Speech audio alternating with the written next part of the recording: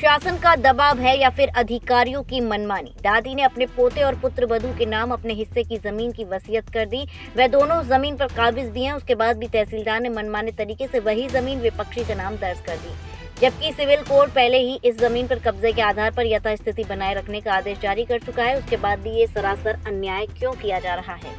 पीड़ित परिवार ये समझ नहीं पा रहा है। मामला कस्बा कुरावली के मोहल्ला महाजन का है। इस मोहल्ले की रहने वाली गंगा देवी ने अपनी सारी चल अचल संपत्ति अपनी पूर्व वधू सुशीला देवी पुत्र आलोक गुप्ता के नाम वर्ष 1980 में गाटा संख्या संपत्ति 134/7 रोड पर महेशानंद नगर में स्थित है वसीयत कर दी थी। इस वसीयत की गई जमीन से सुशीला देवी के पति से कोई लेना देना नहीं था। कुछ भूमाफिया किस्म के लोग इस जमीन को विवादित बनाने के लिए एक फर्जी वसीयत के आधार पर एक महिला को आगे कर असली तथ्य छिपाकर बराबर सुशीला देवी और आलोक गुप्ता को परेशान करते आ रहे थे, जबकि सिविल कोर्ट से लेकर तमाम उच्चाधिकारियों ने यह माना कि सुशीला देवी और आलोक गुप्ता जिस जमीन पर काबिज हैं उससे अंतिम आदेश आने तक किसी तरह की छेड़खानी न की जाए, न्यायालय की यथास्थिति बनाए रखी जाए। सर, मेरा नाम आलोक गुप्ता उर्फ धनवंतर है। अच्छा, आपकी संपत्ति को लेकर क्या विवाद की स्थिति है, क्या मामला है सर? पूरी बात बताएं। विवाद ये है कि सन 23/10/80 में हमारी दादी ने ये प्रॉपर्टी हमारी माताजी के नाम कर दी वसीयत के द्वारा। फिर वो 1982 में ख़त्म हो गई। उसके बाद एक वसीयत हुई 86 में हमारे ताऊजी ने करी है। तो जमीन की काबिज कौन है?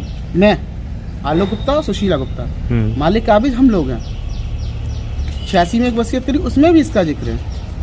एक केस और हुआ हमारी बुआ ने, उसमें भी हमारे पिताजी बली बन केस में आए हैं और उन्होंने मालिक मानने के लिए मना कर दिया, कह दिया हम इनके बली संरक्षक हैं, ना कि हम इसके मालिक। उन्होंने अपने बयानों में रजिस्टर बोला है। एक दो केस और हुए हैं, उनमें भी उन्होंने ये बोल के चले गए।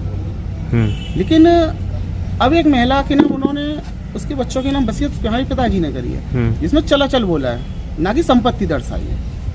वो महिला कुख्यात लोगों से मिलके राजनेताओं के द्वारा जबरदस्ती इस जमीन को हड़पना चाह रही है। तहसील की तरफ से एक फैसला आया है आपके खिलाफ, वो क्या पूरा मामला है? जो तहसील की तरफ से फैसला आया है, इससे पहले दिवाली पर जो ऑर्डर आया था उसमें तहसीलदार ने इसमें ऑर्डर करने के लिए मना कर दिया था। क्या बोला था? उन्होंने ये बोला था ये संपत्ति पहले से विवादित है, कोर्ट से स्टे पे कमीशन पोजीशन हमारा है, तो हम इस पर नाम नहीं चढ़ा सकते। अब जो उन्होंने फैसला किया है, 4 तारीख को ऑर्डर किया है, 6 तारीख को चस्पा किया है, 12 तारीख को तारीख लगाई है। उसमें होली मिलन समारोह के हिसाब से दीवानी में छुट्टी थी। 19 तारीख लगाई। 19 तारीख को उन्होंने ना तो हमारा वकालतनामा लिया है, ना हमारी सुनी है, और एक तरफा फैसला कर दिया है। किस प्रेशर में किया है, राजनीतिक है, प्रशासनिक है, हमें नहीं पता। जो तुम्हारे पिताजी ने वसीयत की है, हाँ, उस वसीयत का इस जमीन से कोई लेना देना है? कोई लेना देनी। जब ये उनके अधिकार क्षेत्र में नहीं आती, इसका क्या लेना देना उनके साथ? ये प्रॉपर्टी हमारी है, हमारी माताजी की, ना कि राजकिशोर गुप्ता की। आप लोग जमीन पर काबिज हैं? हम काबिज हैं। कितने समय से? जब से हमारा जन्म हुआ, ये करीब सन 70 से है। क्या नाम है आपका? सुशीला गुप्ता। सुशीला जी जहाँ बैठी हैं, ये जमीन किसकी है? हमारी है। कब से है आपकी? जब से हम ब्याह के आए 2 साल बाद हमारी सास ने हमारे बेटे के नाम कर दी, आलोक के नाम। कोई विवाद हुआ नया?